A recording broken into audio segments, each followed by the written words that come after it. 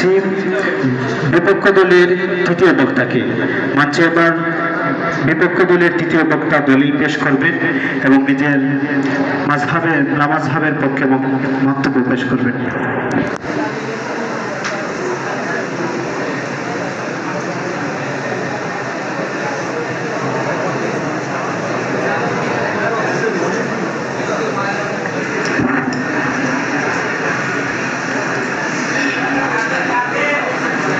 نحمده ونصلي على رسوله الكريم أما بعد فأعوذ بالله من الشيطان الرجيم بسم الله الرحمن الرحيم اتبعوا ما أنزل إليكم وقال تعالى ولا تكونوا من المشركين من الدين فرقوا دينهم وكانوا شيعا صدق الله العظيم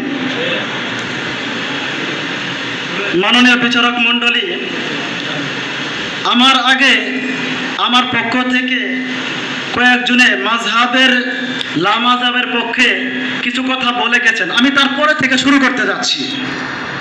আমি বলতে যাচ্ছি আহলে লামাযহাবী কে, লামাযহাবী কাকে বলা হয় আমি আমার দলের একটা পরিচয় দিয়ে যাই। অর্থাৎ আমরা হলাম আহলে হাদিস, অর্থাৎ হাদিসের অনুসরণকারী। আহলে হাদিস এটা কোথা থেকে আসলো?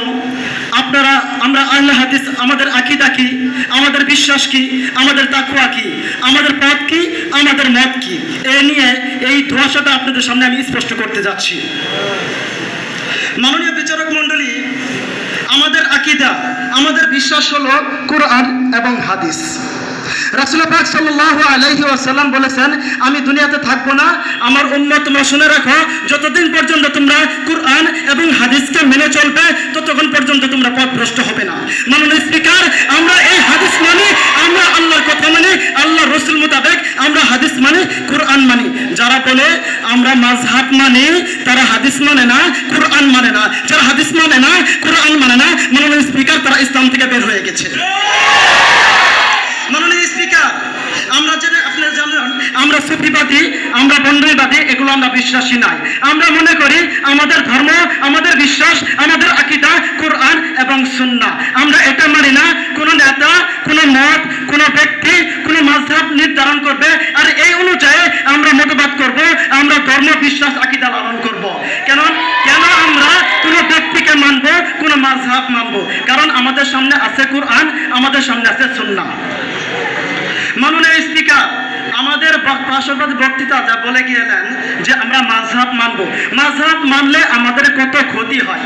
মাননীয় স্পিকার, এর মধ্যে একটা কথা আমি বলে যেতে চাই, আমাদের প্রতিপক্ষ, দক্ষ প্রতিপক্ষ, তারা যে বলে আমরা মাযহাব মানি, মাননীয় স্পিকার, তারা মাযহাব মানে না, তারা নিজের দ্বীনের অনুসরণ করে, তারা তাদের ব্যক্তি, তারা তাদের ঈমানের অনুসরণ করে। একটা করে প্রমাণ আমি আপনাদের সামনে উপস্থাপন করবো। মাননীয় স্পিকার, একটা হাদিস যেটা আমরা সবাই জানি, আপনাদের দর্শের ভিতরে পড়ানো হয়ে থাকে, সেটা কি? আমি এবারও পড়ছি না, অর্থটা বলছি।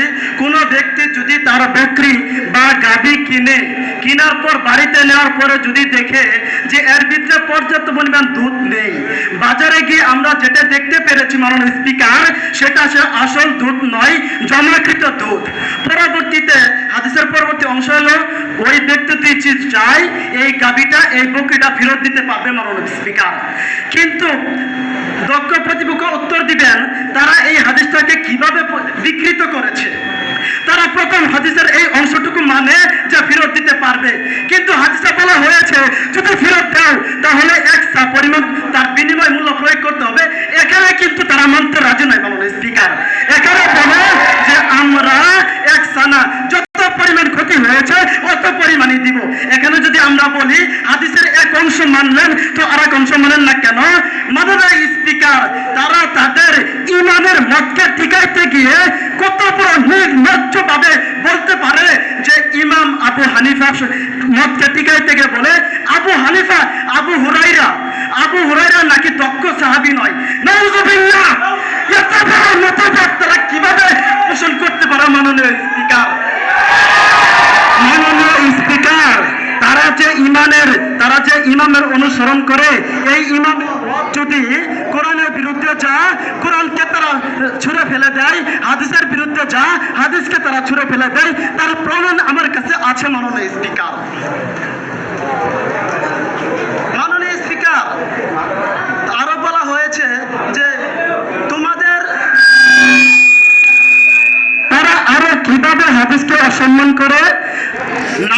ইসলামের একটা গুরুত্বপূর্ণ একটা রুকন মাননীয় স্পিকার। এই নামাজের সময় সাহাবী রাদিয়াল্লাহু তাআলা আনহু বলেন, হুজুর সাল্লাল্লাহু আলাইহি ওয়াসাল্লাম যখন খুতবা দিচ্ছিলেন তো আমি দৌড়ে আসলাম। নবীজি সাল্লাল্লাহু আলাইহি ওয়াসাল্লাম বললেন, তুমি কি 2 রাকাত নামাজ পড়েছো? আমি বললাম যে না ইয়া রাসূলুল্লাহ, আমি 2 রাকাত নামাজ পড়ি নাই। তো হুজুর সাল্লাল্লাহু আলাইহি ওয়াসাল্লাম বললেন, তুমি 2 রাকাত নামাজ পড়ো, তারপরে বসে যাও। মাননীয় স্পিকার, এটা হলো হাদিসের অর্থ। এখন দেখেন কিভাবে তারা এটাকে বিকৃতি করেছে। মাননীয় স্পিকার, মাননীয় স্পিকার, এখান থেকে তারা মনে করেন যে মসজিদে গেলে 2 রাকাত নামাজ পড়তে হবে এবং ইমামে খুতবা দেওয়া অবস্থায় যদি কথা বলতে চায় কথা বলতে পারে, সমস্যা নাই। কিন্তু মাননীয় স্পিকার, পরবর্তীতে হাদিসের অংশতে বলা হয়েছে যে 2 রাকাত নামাজ পড়ে তারপরে বসতে হবে। এখানে গিয়ে তারা বলে যে খুতবাকালীন অবস্থায় 2 রাকাত নামাজ পড়া যাবে না। মাননীয় স্পিকার, একই হাদিস একই দাবি, কিন্তু অর্ধেক অংশ তারা